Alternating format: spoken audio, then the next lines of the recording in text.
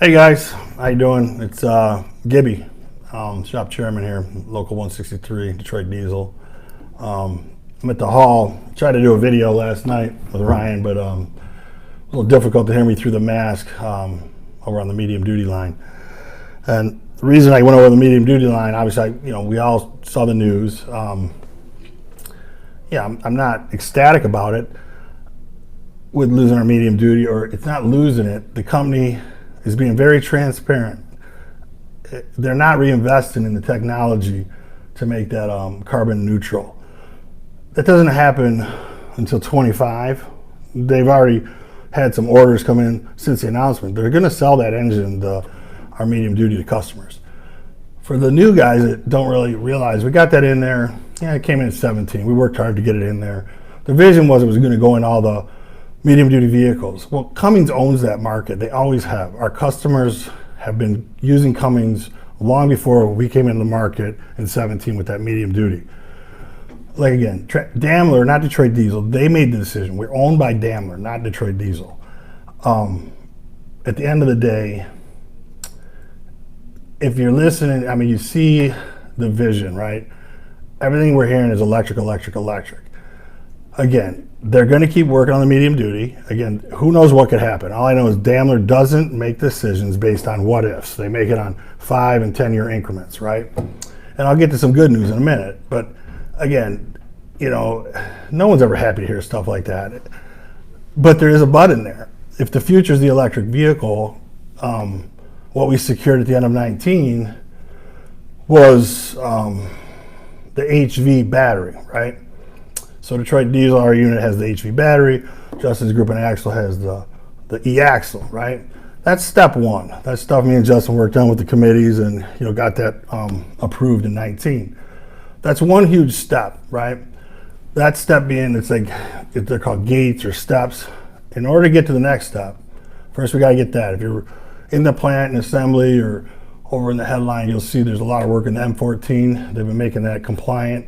There's a lot of safety precautions that got to go in with electric vehicle, the batteries, and that's all been worked on since late 19, even before a little bit in 19, but 20 when we could get back to work and through this year. The next step is the e-powertrain. Okay, that is the future. Is the e-powertrain is where Daimler wants to go. Detroit Diesel's in no trouble. I have no idea what could happen a year, 2 years, 3 years. We don't know what's behind the next curve. But one thing I do know, and I've heard this all the way back to Jeff Allen and when Henny was in the plant, Older Brones, that it was always an issue, like getting things done within our plant, because we're the truck group. Then you got the car group. You actually had a financial group too. There was 3. Decisions always had to go over to Germany. So by this split, if it's approved by the shareholders, reduces another step in the process we have to go through, which is currently still that, like retirement, things like that, new work, anything like that has to be approved at a board level in Germany. You don't have to like it, but that's the company that owns us. That's the way it works, right? We do have allies over there. And again, people, the customers want the Detroit, right? The powertrain, the whole package, right? So that's the vision, right, is the EV. Now, where would an e-powertrain go? Well, it almost seems plausible with the medium duty if it transitions out, which in 25 they can't be selling them in California. By 27, that technology on that particular engine is obsolete in the US. Okay, Cummins might invest in that technology. Daimler's clearly telling us they're not investing in that next step of technology with that medium duty engine. They want to go the electric vehicle route, battery, right? And then the bigger picture for all of you is the fact that the best news of all, besides we're at the infant stage of the electric vehicle and the battery, is the fact that the HDE, which is our bread and butter, employs, probably 80% of the plant, give or take. It has something to do with HD. As they're going to a third shift, a full third shift from 2.5 shifts to a third. They just approved the tens of millions for the successor to the HD. Well, it's not a successor, it's the emissions, the 25 emissions. So that's approved to carry us from 25 into the 30s. Okay, that's already been approved by the board. Done deal. That is our livelihood. That's our bread and butter. This other one is a venture, again, a venture in the right direction. Daimler's made it crystal clear what they want to do. I think we all are reading what's happening in Europe. I hope so. It's, again, maybe it's going faster than people wanted it to go, but the good news is we are at the ground level. We already have agreements to have the battery. I did that in 19 with my committee, so that's important to know. I was trying to tie it all together. We've obviously been negotiating the contract. So again, I hope that information at least clears up some of the air. I mean, a lot of this information has been out there. I'll do my best to keep getting it out there. But like I said, there's no secret. And again, the fact that they're so transparent, they didn't have to tell us all that. That's important to know. And right now, the even better news than that, or take for what it's worth, is as we're doing the contract, I'm not surprised, but we do have an offer. We've worked on a few items. It's clear to me we're not going to get an agreement. Everything that's been asked for during this COVID time, it's a reality, right? We all get it. We need face-to-face contact. We need so much data. I just got some data on the zip drives. I was able to get it to our international reps. And you know, these are hand deliveries, and it's different right now. I told the company if they really want to extend, there's so many announcements going on. There's so much uncertainty with people. Me personally, I've looked at the agreement. I had them fine tune a few things with the committee. Sure, we want to get everything right now and be done. Look, the offer it's worth presenting. It needs to be presented to you guys because it's fair. I believe it's beyond fair right now, but it gives us time. Me, my benefits team, my attendance FMLA team. There's so much. Again, being prepared isn't an issue for the UAW, and I'm not going to bag on the company about anything, but at the end of the day, they came to us because we're in a strong position.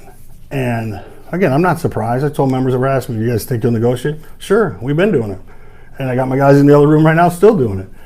And we're going to continue working on the low-hanging fruit, the big items. I got a lot of the big ones. I know all about them.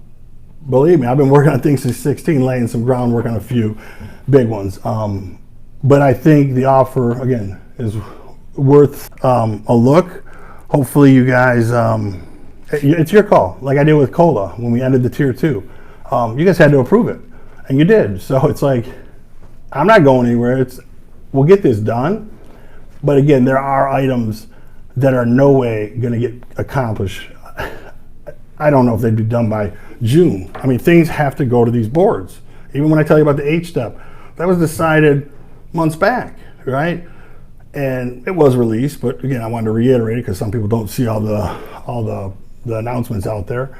I know Ryan tries to post everything that comes out, you know, but at the end of the day, you know, do what's best for your family and know that me and the committee will continue, no matter what you agree on. We're going to continue doing what we got to do. I'm just going to read it, at least give you the company's offer. Again, this didn't just happen overnight, right? There's a lot to it. We know you guys want a lot. We don't disagree. I mean, there's a lot of things we got to get done. But again, let me read it because I think they've met some items I need for you guys and the committee to get us to next year. And again, continue. It doesn't mean it starts over. You guys, we can do whatever we want come to 22, right? This is as simple as it is. It's a 1-year extension. So company offers up contract extension, except as otherwise provided.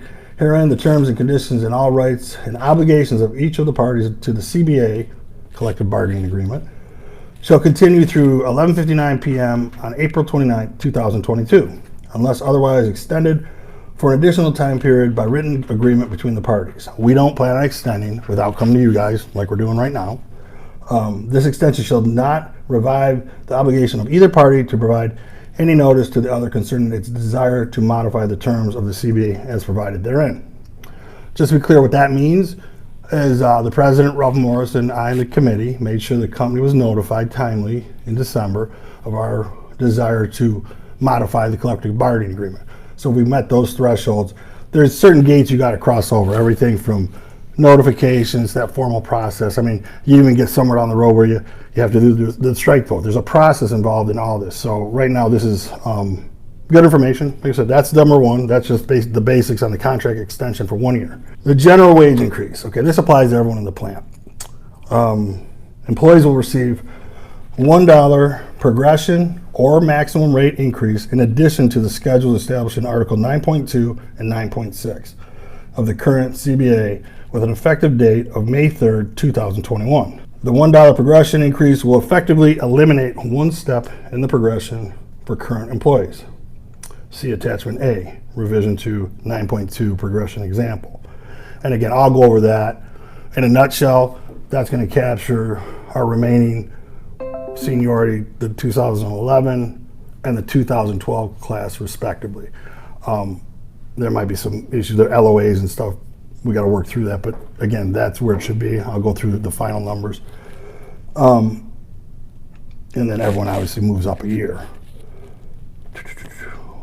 The one-time bonus payment, it'll be $1,000 paid to every employee active on the rolls that has been on LOA less than a year. Pretty standard on that. The only difference was they want it to be seniority employees. It's for all employees. If they hire a bunch of people tomorrow, they're getting it too. Doesn't make our monies go up anymore. The $1,000 for everyone active on the rolls. So we're clear there.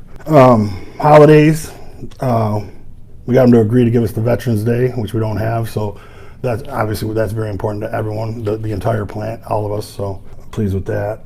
And then the company, we brought to them the HIP, which is the hourly incentive program. We got members that are, have their pension eligible. That's how the HIP has always been governed. With the pension liability, there's always been a value to the company to see the pension folks move on. But now it's to a point where everyone's at top wage. That came in 98, 99, 2000, 2002, 4. Shit, we're all the way down to top wage through, well, if we agree on this, it'll be 11s to 12s.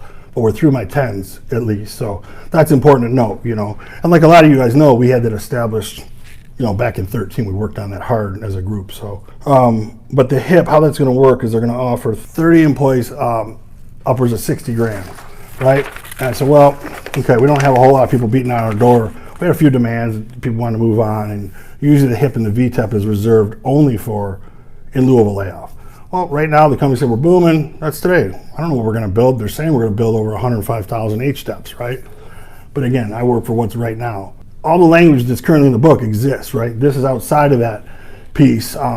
If they don't capture our 30, they'll keep. There's not like they'll throw the money away or whatever, not use it. I said at least extend it down to anyone that wants to go. So they're willing to extend that offer. If the top 30 aren't the pension eligible employees, they'll extend it to all employees through 04 to make up a package, however we end up doing that. But right now the offer is for 30 pension eligible employees, $60,000 to be off the rolls by the end of 21.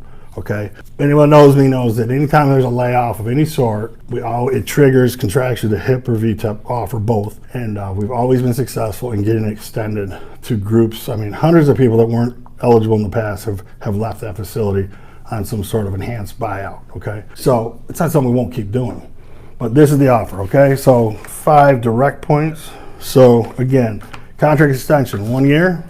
It would expire April 29th, 2022. General wage increase, $1 for all employees, including in progression. That includes employees starting, somewhere down the road. Some of your family members, they're not going to be at 15, they're going to be at 16. That's payable to May 3rd. That's important to know. That's payable May 3rd of 2021. 4 weeks after successful ratification. It's a one-time payment of $1,000 to all employees, all active employees. And then the hourly incentive program, the HIP, Involuntary Termination of Employment Program, VTEP, of the current engine production 2016 MOU. The company will offer a total of 30 HIP packages at 60 grand total, each prior to December 31st, 2021, with all participating employees being off the company payroll by January 1st, 2022. If the total number of HIP packages, which means retirement eligible, pension eligible, they're already there. Like, I'm a pension guy, but I'm not eligible for a HIP, okay? If that clears anything up. I don't have my 30 years. I'm not age 60 with 10 years of service. I don't have 85 points, which was my years of service added to my age, okay? It would extend, if the total number of HIP packages accepted is less than the 30 remaining packages, they'll be offered in the form of a VTEP for employees hired prior to November 1st, 2004. So we'll work through that. I don't have any specifics on the sign up, but we'll get through that process. Again, I know there's a few members that have approached us with demands and things they wanted to do because they were willing to, with everything going on with the COVID, some people just want to move on, and I can't blame them. I mean, it's been a year. It's not even a year yet since we were idled on March 18th. Today's March 2nd. Like I said, the guys will be out tomorrow. The committeemen, they're alternates. They'll be available to talk. My plan was to have them in the plant this morning, so they'll be there for midnight and go from there. We were waiting on a few additional items, just clarification items for us. Nothing that affects this agreement right now. But like I said, take that for what it's worth. I mean, you can keep listening, or you can just roll with what I gave you, right? Now I'm going to give you my opinion. If you guys want to listen to it, stick around. If you don't, like I said, I think it's a fair offer. Like I said, I'm not closing the books on anything. I just think it buys us time, gives you some money right now that you need, and we don't jeopardize anything moving forward with, we got significant items. There's no good way to tell you. It's a reality that I'm dealing with, that trying to get some stuff done. You guys know I've always treated you right, treated you fair. I try to do everything across the board equally the best I can, but this has been eventful with the COVID. I'm not surprised. Again, I'm not discouraged by this either. I'm actually pleased because it reminds me of 15. And I'm going to point this out to you guys. Like I said, if you're sticking around, listen to my opinion here. We had our discussion yesterday. We had the international leadership over here. Chuck Browning, your regional director. He did a great job, using his experience, explaining some things to the committee. There's a lot of uncertainty. My whole committee, we were all, there's a lot of uncertainty with all these announcements coming up. It really isn't much more than a bird in the hand. Let's just take what they got right now. We're not closing the door. We went into. I reminded these guys. We need significant dialogue. I wrote here to myself. The DDC and the UAW will continue to work on demands that require significant dialogue, data, face-to-face meetings. That's anything from the retirement plans, which is significant. That's the pensions and the 401k group, which is the defined company contribution and/or the defined pension benefit, the medical items, the active, the retired, the care here. We got ideas out there. We want to get our care here our retirees involved out in the care here. There's things we got to do with Medicare. My benefits teams are working tirelessly to get this stuff accomplished, right? And it's not for lack of effort. It's just the fact is, just like we deal within the plant, these quarantines and third parties dealing with stuff is just, I don't want you guys having to pay the price for that. That's why I do believe the company knows we're in a strong position. Take our money. They're not looking to jam us. There's been sensitive things that have came out, again, which I'm glad Daimler announces it, because it's better than hiding it, so my note here was also, a lot of people may start hearing rumblings about Axle and Diesel coming together. It should be together. That was something Chrysler introduced years ago. Me and Justin have talked significantly since 2012, and I'd love to see the plant back together. But that's an item that both memberships, and again, you're all 163. We love you guys, but at the end of the day, that's going to take time. The company's actually somewhat on board on that. There's a vision there. There's a picture to be painted when we start talking about the electric vehicle working together, which we all have. And again, we got a lot of family over there. They got a lot of family with us. So again, we just got to there's things that you guys demanded that's going to take a minute. It's just going to take time. The Mercedes, I think I made some movement there on that Mercedes lease, the lease and buy program people were asking me about. The sub, that's a big one. I know people are pissed about that. I don't have that right now. I have some things I've shared with my committee and my benefits and the international leadership. I'll get it. You just got to give me time. It's not one of those things I can snap my fingers. Certain things were given up before my time, and I've been trying like hell to get stuff back, okay? One of the biggest items was ending that tier 2 shit, okay? So I've been successful managing this with good committees. I really got strong leadership. I would hope that everyone's in there supporting us. I just got a text. I'll be damned if someone didn't go to social media and bagging on the company. The leadership sees that shit. I don't know why people don't understand that. We're in bargaining for you guys. We are doing a contract for you. To mislead younger members and intentionally attack the bargaining process, I don't get it. There's members I've heard that are posting stuff out there that is just downright wrong. These are guys that we've bent over backwards for to take care of. That whole membership, including retirees, made sure that we ended that tier 2 together. And those are the same people right now that are out there bagging on this committee, bagging on the process, bashing Daimler, the decision makers of our livelihood. What in the hell are you thinking? I mean, let me do my job. That is what I do. We got the medium duty together. Yes, we don't have a play on it right now, but they're not going away tomorrow. They're going to build it for customers that want it. It's not nearly where it needed to be, and now the emissions, the carbon neutral comes in. Okay, sounds like a smart business decision to me to try to go to the future and protect your livelihood. So when I told people we're strong, I reminded my committee in early 2016, we had a contract coming up. Same thing, it was ended in April of 2016. I had made an unpopular decision then because we were strong in 15. We went in the summer to start talking, right? Summer of 15, mind you. Most of you remember that we're here, 15 back or early 16 back. Wow, we put a lot across the table, right? Point is, we were able to work on a lot from there. The company wasn't about to enter into bargaining with us after they saw the demands we had. But you guys, from what I understand, you said it was the best contract. You know, I know the 17s didn't understand certain things because they come in after. Well, that's my fault for not explaining certain things about how you had to wait 10 years to get 80 hours of vacation. Things we addressed in the 16 agreement paved the way for not only just 16s, the later 16s, and my 17s, 18s, 19s, 20s, 21. That's the seniorities we got now. You know, I know there's senior members out there that were pre-contract 16 that you really should start talking to some of these younger members and explaining it to them. I say all the demands are here at the hall. I mean, you could come look at them with me and go, wow. I mean, members we submit them, and we put them in here, and they're always on record right here in the hall, the originals. Even if they put it on a napkin, we'll put it in there. So, you know, take that for what it's worth. But what I was going through about 15, we were strong. Okay, when weren't we strong? It's 16. 16 when the contract that you guys tell me is one of the best contracts you ever saw. We are not strong. We are weak in that year. We are laying off people before the contract. We do a HIP and a VTEP. We go through the contract. We offer another HIP and a VTEP after the contract, and we even offered another one after that. Why? We only built 63,000 engines that year. So do you think the advantage was going in strong like we did in 15? Yeah, those are decisions we make, and we do that because, like right now, I see significant value in this offer because we're not done. A 1 year to me is almost like a no-brainer.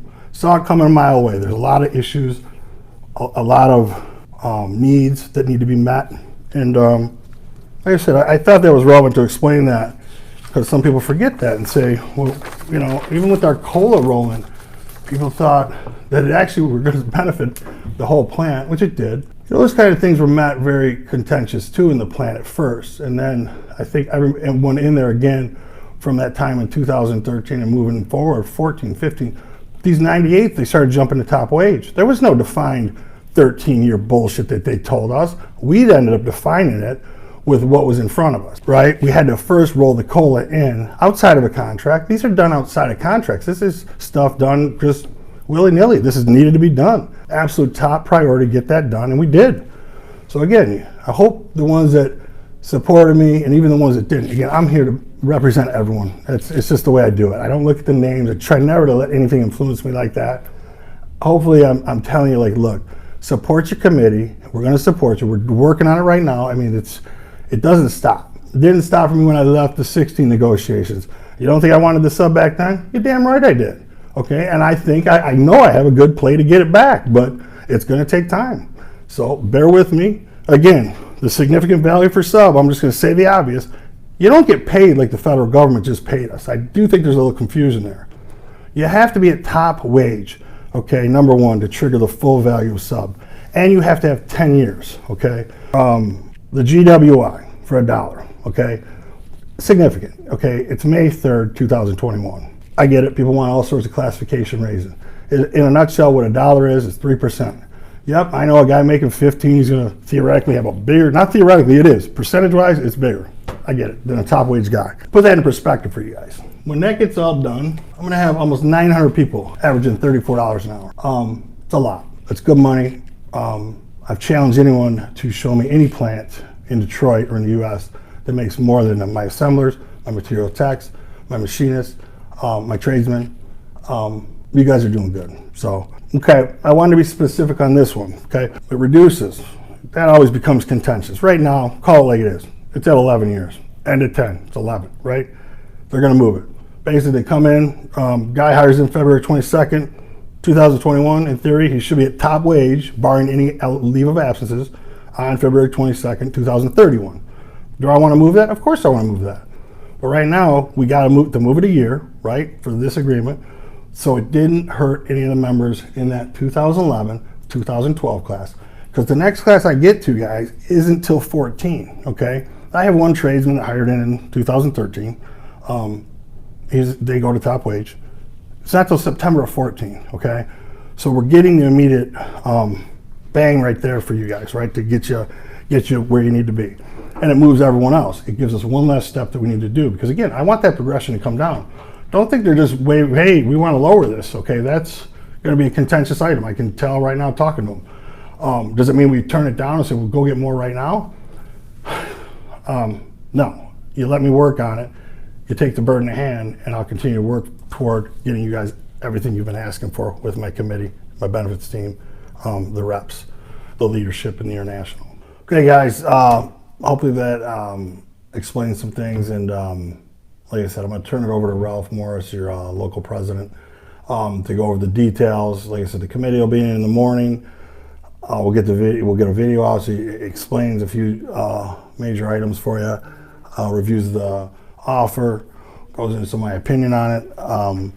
Like I said, Ralph will go into details for where to vote on Tuesday to extend. All right, it's Tuesday of next week, which is March 9th is the plan. So again, Ralph's going to go over that right now. So again, God bless you guys. Like I said, we're there if you need something, and like I said, we'll continue doing what you got to do. All right, see ya. Bye. Thank you, Gibby, and greetings, brothers and sisters. On this one-year contract extension, we will be voting on it next Tuesday, March 9th, in the plant from 3 a.m. to 7:30 p.m.